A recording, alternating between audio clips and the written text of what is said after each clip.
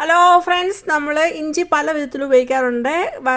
കറികൾക്കകത്തിടാൻ, അതുപോലെ വയറ് സംബന്ധമായിട്ടുള്ള അസുഖങ്ങൾക്ക് നമ്മൾ ഇഞ്ചി ഉപയോഗിക്കാറുണ്ട്. പക്ഷേ ഇന്ന് ഇവിടെ കാണിക്കുന്ന രീതിയിൽ പലരും അത് ഉപയോഗിച്ചിട്ടുണ്ടാവില്ല.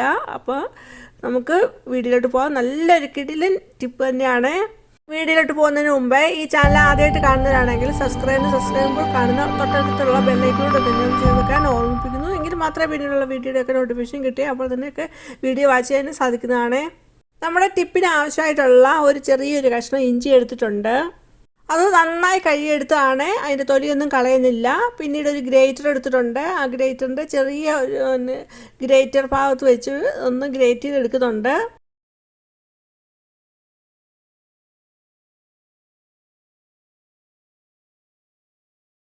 ഇത് മിക്സഡ് ഗ്രൈൻഡർ ഇട്ട് നമുക്ക് ഗ്രൈൻഡ് ചെയ്ത് വേണമെങ്കിലും എടുക്കാവുന്നതാണ്. ഇത് ചെറിയൊരു പീസേ ഉള്ളൂ, അതുകൊണ്ടാണ് ഞാൻ പിന്നെ ഗ്രേറ്റ് ചെയ്ത് എടുത്തത്. നമുക്ക് ഇഞ്ചിയുടെ നീരാണ് എടുക്കേണ്ടത്, അതുകൊണ്ട് എങ്ങനെ വേണമെങ്കിലും നമുക്ക് എടുക്കാവുന്നതാണ്. അപ്പോൾ ഞാൻ ഇത് ഗ്രേറ്റ് ചെയ്താണ് എടുക്കുന്നത്.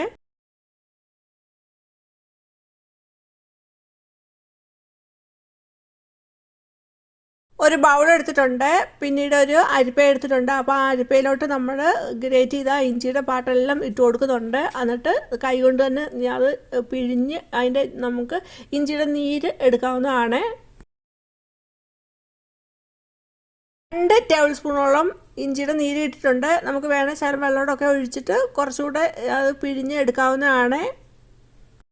അപ്പോൾ നമ്മുടെ ആവശ്യത്തിനനുസരിച്ച് ഇഞ്ചിയുടെ നീര് കൂടുതൽ വേണമെങ്കിൽ കുറച്ചുകൂടെ ഇഞ്ചി എടുത്ത് ഗ്രേറ്റ് ചെയ്ത് പിഴിഞ്ഞ് ഇതുപോലെ എടുക്കാവുന്നതാണ്.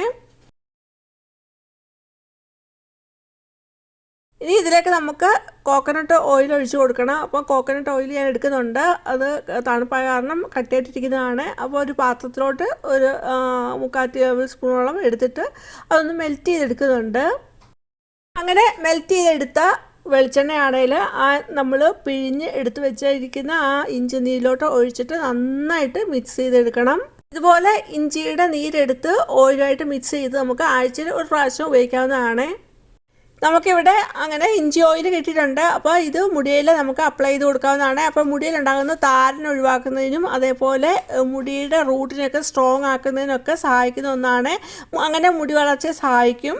നമുക്ക് എല്ലാവർക്കും അറിയാവുന്നതാണ് ഇഞ്ചി ആൻറ്റി മൈക്രോബിയലും ആൻറ്റി സെപ്റ്റിക്കും ഒക്കെ ആണെന്നറിയാം. അപ്പോൾ അങ്ങനെയാണ് ഇത് ഇവിടെ വർക്ക് ചെയ്യുന്നത്.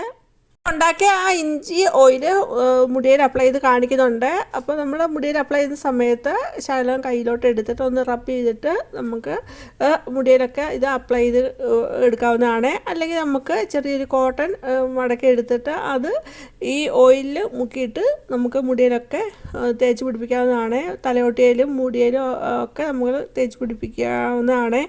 മുടിയിൽ നമ്മൾ ഇഞ്ചി ഓയിൽ അപ്ലൈ ചെയ്യുന്ന സമയത്ത് മുടി പൗത്ത് മാറ്റി വേണം നമ്മൾ ഇഞ്ചി ഓയിൽ അപ്ലൈ ചെയ്ത് കൊടുക്കാൻ. അപ്പോഴേ താരനൊക്കെ നന്നായിട്ട് മാറി കിട്ടുകയും നല്ലൊരു റിസൾട്ട് കിട്ടുകയും ചെയ്യുള്ളൂ.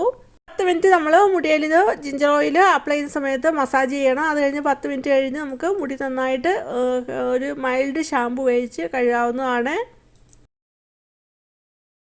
ഇഞ്ചി ഓയിൽ ഉണ്ടാക്കുന്ന ഒരു രീതി ഇതാണ്. പിന്നീട് വേറെ രീതി എന്ന് വെച്ചാൽ നമ്മൾ വെളിച്ചെണ്ണയ്ക്കകത്തോട്ട് നമ്മൾ ഇഞ്ചി ചെറിയ ചെറിയ പീസുകളാക്കി ഇട്ടിട്ട് നമ്മൾ അത് എണ്ണ ചൂടാക്കി എടുക്കുക. അങ്ങനെ ഇഞ്ചിയുടെ ഗുണങ്ങളെല്ലാം ആ ഓയിലോട്ട് എടുത്തിട്ട് അത് പിന്നെ അരിച്ച് വെച്ച് ഒരു എയർടൈറ്റായിട്ടുള്ള കണ്ടെയ്നർ നമുക്ക് സൂക്ഷിച്ചെടുത്ത് വെക്കാവുന്നതാണ്. ഇന്നത്തെ ഈ ഹെയർ കെയർ ടിപ്പ് എല്ലാവർക്കും ഇഷ്ടമായെന്ന് കരുതുന്നു. ഇഷ്ടമായെങ്കിൽ ലൈക്ക് തരിക. അതുപോലെ നിങ്ങളുടെ ഫാമിലിക്കും ഫ്രണ്ട്സും ഒന്ന് ഷെയർ ചെയ്ത് കൊടുക്കുക. ആദ്യമായിട്ട് കാണുന്ന ഒരു സബ്സ്ക്രൈബ് ചെയ്യുമ്പോൾ കാണുന്ന തൊട്ടടുത്തുള്ള ബെല്ലൈക്കണോട് തന്നെ ചെയ്ത് വെക്കുക. എങ്കിൽ മാത്രമേ പിന്നെയുള്ള വീഡിയോയുടെ ഒക്കെ നോട്ടിഫിക്കേഷൻ കിട്ടുകയുള്ളൂ. അപ്പോൾ തന്നെ വീഡിയോ ഒക്കെ വാച്ച് ചെയ്യാൻ സാധിക്കുന്നതാണ്.